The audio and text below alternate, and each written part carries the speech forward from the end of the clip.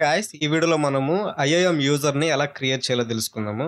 So, ముందుగా ఇక్కడ మీరేం చేస్తారంటే ఏడబ్ల్యూఎస్ డాష్‌బోర్డ్‌లోకి లాగిన్ అయిన తర్వాత ఇక్కడ ఐఐఎం రీసెంట్‌లీ విజిటెడ్ ఇక్కడ లేకపోతే మీరు ఎక్కడైనా సెర్చ్ చేయొచ్చు ఐఐఎం.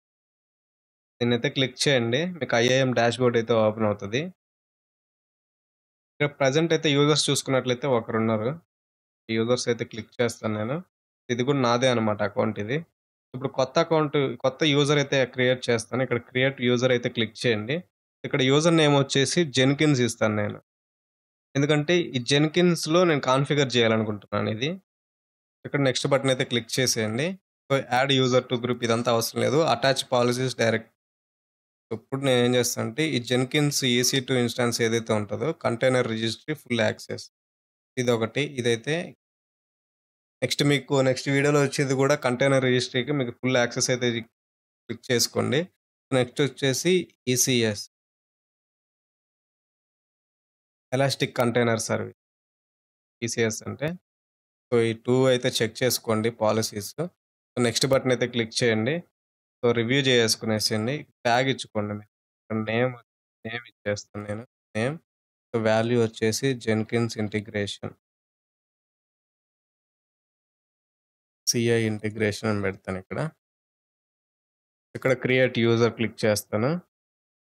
సో, యూజర్ అనేవాడు క్రియేట్ అయిపోయాడు. ఇక్కడ జెన్కిన్స్ అయితే క్లిక్ చేస్తాను నేను.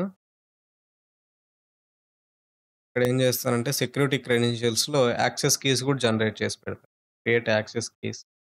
ఇక్కడ నాకు కమాండ్ లైన్ ఇంటర్ఫేస్ అనమాట నేను యూజ్ చేసేది.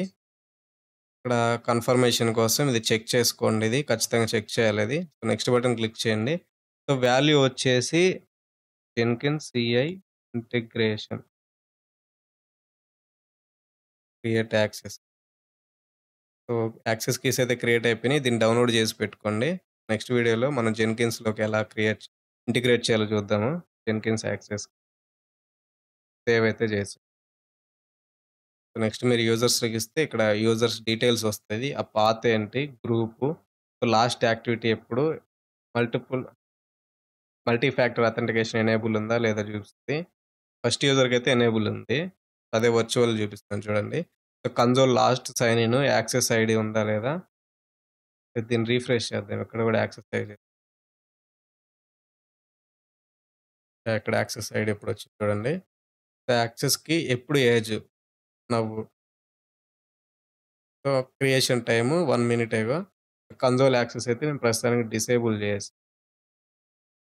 కన్సోల్ యాక్సెస్ ఎనేబుల్ చేస్తే దీనికి పాస్వర్డ్ ఇవన్నీ సెటప్ చేయాలి. మనకైతే అవసరం లేదు కన్సోల్ యాక్సెస్ జెన్కిన్స్‌కి.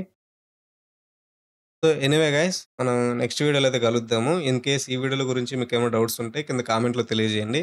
నేను ఖచ్చితంగా రిప్లై అయితే ఇస్తాను.